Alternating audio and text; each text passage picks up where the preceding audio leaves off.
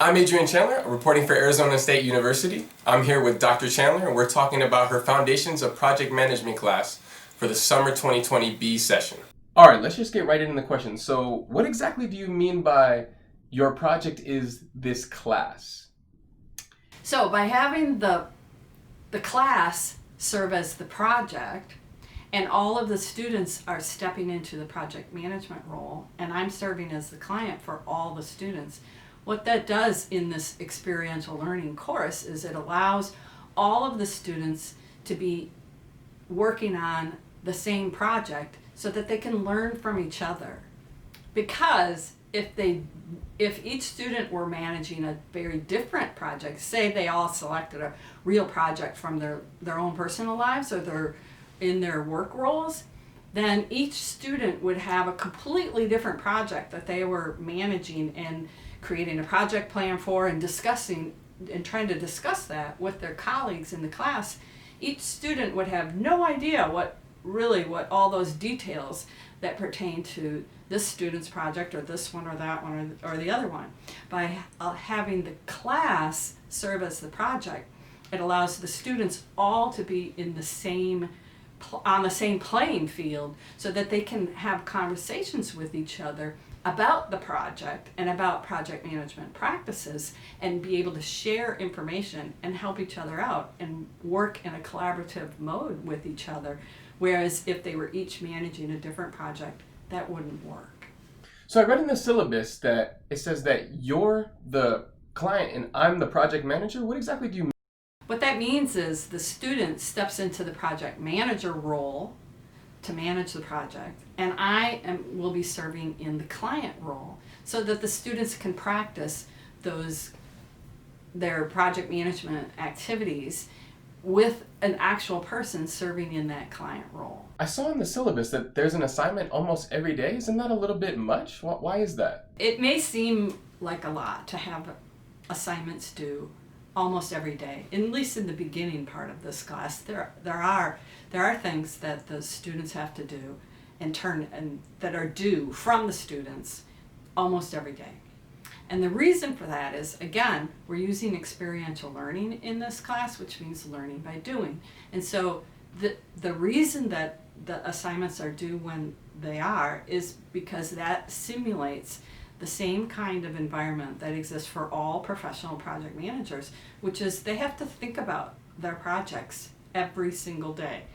They can't let 24 hours go by without thinking about and being fully immersed in the details and the concerns of the projects that they're managing. So that is another part of our experiential learning.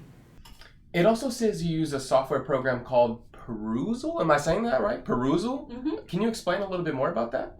Perusal is a software tool that we're using, and it's separate and outside of Canvas, but it's integrated with Canvas.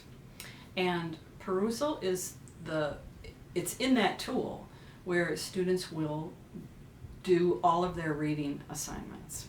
And what Perusal provides is it provides a integrated, collaborative space for students to do their reading, and they comment on their reading. And so they're working with each other in small groups. And so the reading isn't a boring, solitary thing that students are doing in this class. Who takes this class? Is it students that already are project managers, or is it students that are new to project management? Both are in this class. So the class, every session when I teach this class, there are some students who are already experienced project managers, and that is their profession already. And there's also students for whom project management is entirely new to them. And so it works out well because they get to work together and learn from each other. So the mentoring that can happen in the class can be a really rich experience as well. I also want to note that for the experienced project managers, I offer a streamlined option for those individuals who might want to take a different path through the class. And so for those students, all they need to do is email me, and we can talk about what I mean by that, a streamlined path. And we can set that up if you're interested in that.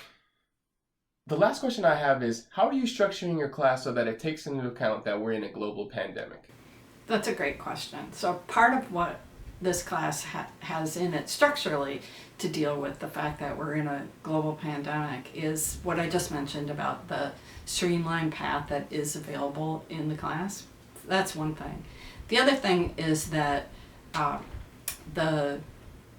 any student can request a change to a delivery date for any of the products except for the project plans, but the rest of the products, they can request a change to those delivery dates at any time for any reason, and they don't need to let me know what that reason is. And this is all spelled out in the class too.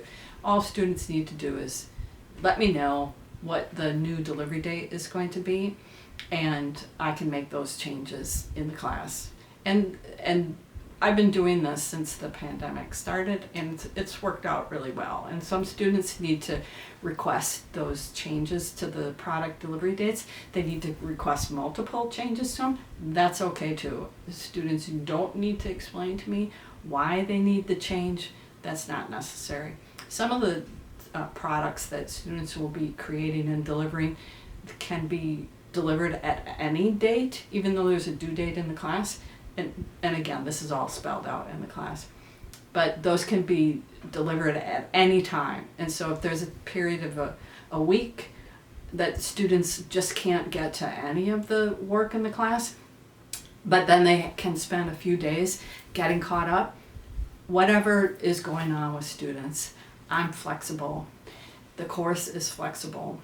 And if the way it's structured right now isn't flexible enough, all students need to do is email me, we'll get on a phone call, and we'll figure something out that works. Because my job in the class is to help each student be successful.